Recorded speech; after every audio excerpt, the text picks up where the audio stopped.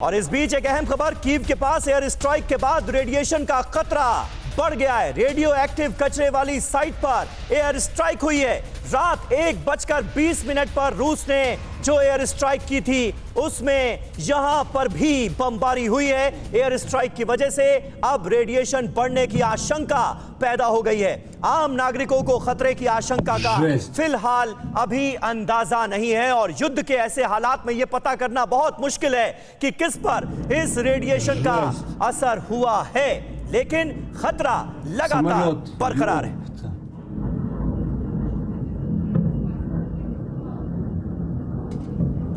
और हमारे साथ इस वक्त तमाम खास मेहमान मौजूद हैं। जी द्विवेदी साहब, मुझे ये बताइए कि अब जिस तरह से नेटो कंट्रीज भी जो मदद कर सकते हैं यूक्रेन की वो करते हुए नजर आ रहे हैं, हथियारों से, पैसे से, अब ये जंग किधर जाती हुई नजर आ रही है और नेटो मुल्कों की सेनाएं यूक्रेन की किस हद तक मदद कर सकती हैं बिना उसे मेंबर बनाए?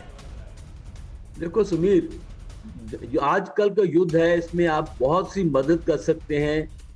अपने खुद फिजिकली शामिल होने, जो बूट्स ऑन द ग्राउंड है वो कहते हैं। इस समय जो यूक्रेन को सबसे पहले हथियारों की बहुत ही उनको एक जरूरत है और हथियार आ रहे हैं। और दूसरा जो आप बिना शामिल हुए बहुत कुछ कर सकते हैं।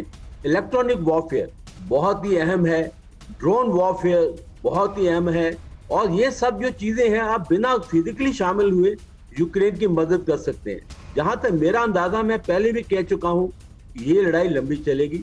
रूस के लिए ये बहुत महंगी होगी, क्योंकि अगर एक ठान ली है यूक्रेन के नागरिकों ने कि हम आखिर दम तक लड़ेंगे, तो वो लड़ेंगे।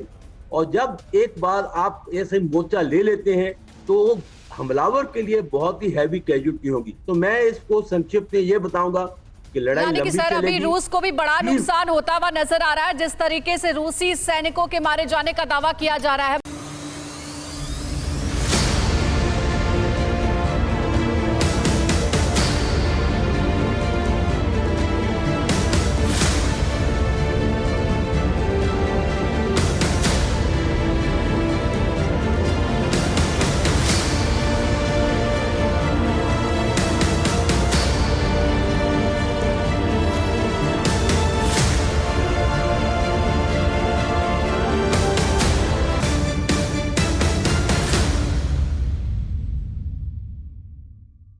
अड़ी सोमवार से शुक्रवार शाम 6 बजे सिर्फ TV9 भारतवर्ष पर। अड़ी सोमवार से शुक्रवार शाम 6 बजे सिर्फ TV9 भारतवर्ष पर।